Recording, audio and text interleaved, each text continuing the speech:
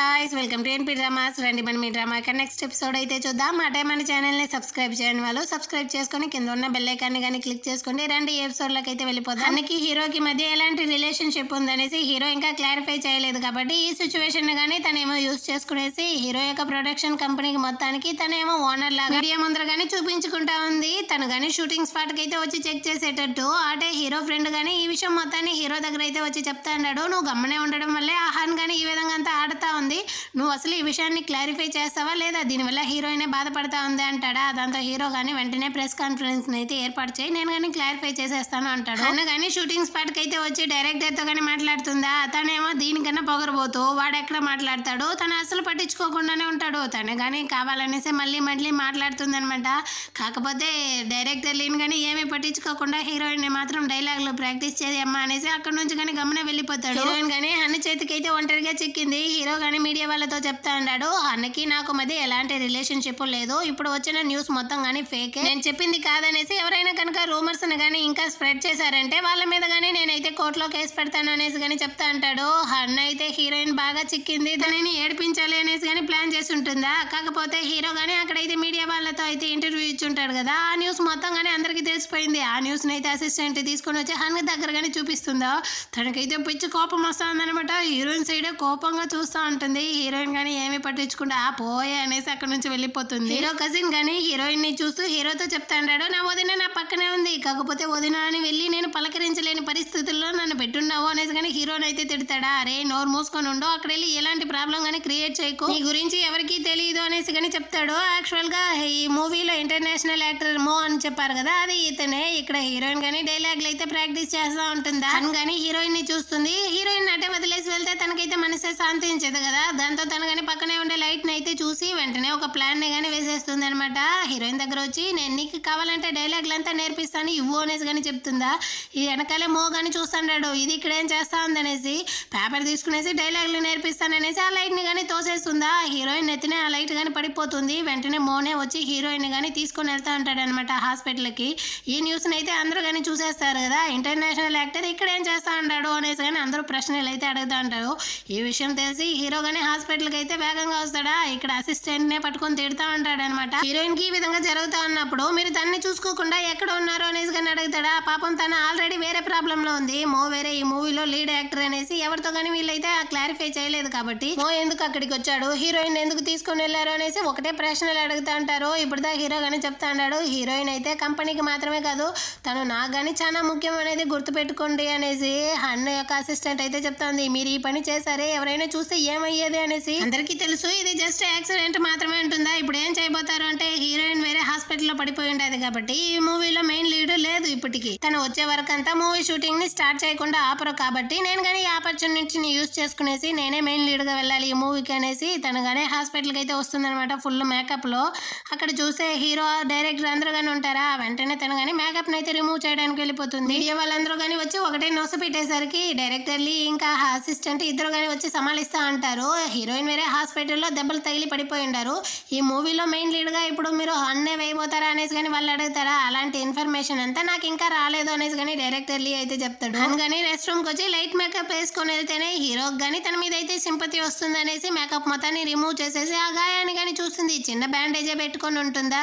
కాకపోతే అసిస్టెంట్ తో చెప్పి వేరే పెద్ద కట్ అయితే కట్టుకునేసి కానీ హీరో దగ్గరికి అయితే వస్తుంది. నా అసిస్టెంట్ లేకపోతే హీరోయిన్ కి పక్కన బెడ్ లోనే నన్ను కానీ అడ్మిట్ చేసి ఉండేవారు అనేసి ఆ చేతిని కానీ చూపిస్తుందా. హీరో కానీ ఆ చేతిని అయితే చూసేసి ఆ కట్టు ఉంటుంది కదా దాన్ని కానీ రిమూవ్ చేస్తాడు. లోపల చిన్న గాయమే కదా ఉంటుంది. నువ్వు మహానటి వినేసి నాకు బాగానే తెలుసు, ఇక్కడ కాకుండా హాలీవుడ్ లెవెల్ కి నువ్వైతే యాక్టర్, నీకు నటించడం అంతా చెప్పేయాలి, అయినా కొంచెం లేట్ గా వచ్చుంటే ఆ గాయం అంటే ఆరిపోయి ఉండేది అనేసి కానీ హీరో అయితే తిడతాడా. నువ్వు నన్ను ఇంకా కానీ నమ్మలేదు కదా, ఇదంతా చేసింది నేనే అనేసి నువ్వు కన్ఫర్మే చేసేసావు కదా అంటుందా. ఇది నువ్వు చేసావా కాదా అనేది నాకన్నా నీ యొక్క మనసాక్షికి బాగానే తెలుసు, అయినా నువ్వు ఇలాంటి చిప్ ట్రిక్స్ అంతా యూజ్ చేసి హీరోయిన్ ని హర్ట్ చేయాలనుకున్నావు అంటే నేను దాన్ని చూస్తూ గమ్మనే ఉండను అనేసి కానీ హీరో అయితే బెదిరిస్తాడా. దానికి తను కానీ చెప్తాంది, మనం ఇంతకు ముందు అంతా ఎలాగ ఉండే వాళ్ళమో తెలుసా, నువ్వు నేను ఏం చెప్పినా కానీ నమ్మేవాడివి అనేసి కానీ చెప్తుంది. ఫస్ట్ గురించి అంతా ఇప్పుడు ఎందుకు మాట్లాడతాను, నువ్వు అటు పోయా అనేసి హీరో గానీ అక్కడ నుంచి అయితే వెళ్ళిపోతాడు. ఎక్స్ గానీ డైరెక్టర్ లీ యొక్క ఇంటర్వ్యూని అయితే చూస్తుంటాడు. అందులో ఈ మూవీ యొక్క మెయిన్ లీడ్ మో అనేసి తనగానే అనౌన్స్ చేస్తుంటాడా. ఈ విషయం తెలిసి చిలక అన్న గానీ ఎక్స్ తో కాల్ చేసి అడుగుతాడు, ఈ మూవీలో మెయిన్ లీడ్ మో అని విన్నాను, దాన్ని చూసేసి నువ్వేమైనా నిద్రపోతా ఉన్నావా? సరే అది పోనీ హంతో కాంట్రాక్ట్ లో సైన్ చేయిస్తానన్నావే, అదైనా చేసావంటాడు. ఇంకా లేదు, దానికోసమే ట్రై చేస్తా ఉన్నాను అంటాడా. నువ్వు దేనికి పనికిరాని ఓ దద్దమ్మవే అనేసి నాకు బాగానే తెలిసిపోయింది. చిలక చెప్పింది, వీడైతే బాగా టాలెంట్ బిజినెస్ లో ఒక పులి అనేసి. నువ్వు పులి కాదురా, ఒక ఎలకవి. అయినా తన మొహం చూసే నిన్ను గానీ ఈ కంపెనీలో అయితే చేర్చాను. కాకపోతే నువ్వు దేనికి పనికి రాకుండా చేస్తా ఉన్నావు, మూసుకొని ఫోన్ ని పెట్టు అనేసి తన గానీ తిడతా ఉంటాడు. హాస్పిటల్లో హీరోయిన్ గానీ కళ్ళు తెరిచింది అని చెప్తారా. దాంతో అందరూ గానీ అక్కడికైతే వస్తారనమాట. ఫ్రెండ్, అసిస్టెంట్, డైరెక్టర్, ఇంకా తమ్ముడు అందరూ గానీ. కాకపోతే హీరోయిన్ కళ్ళు మాత్రం హీరోనే వెతుకుతా ఉంది, ఎక్కడ ఉండాడబ్బా అనేసి. దాన్ని అర్థం చేసుకునేసి అసిస్టెంట్ గానీ చెప్తాంది, హీరో అయితే బిల్లు పే చేయడానికి వెళ్ళాడు, ఇంకొంచెం సేపు లో వచ్చేస్తాడు అనేసి. హీరోయిన్ గానీ నా వల్లే కదా షూటింగ్ డిలే అవుతా ఉంది, నేను గానీ వెంటనే అయితే షూటింగ్ స్పాట్ కి వస్తాను అంటా ఉంటుందా. తమ్ముడు గానీ చెప్తా ఉంటాడు, అక్క ముందు నీ ఆరోగ్యాన్ని చూడు, ఆ తర్వాత కావాలంటే షూటింగ్ ని చూస్తూ అనేసి.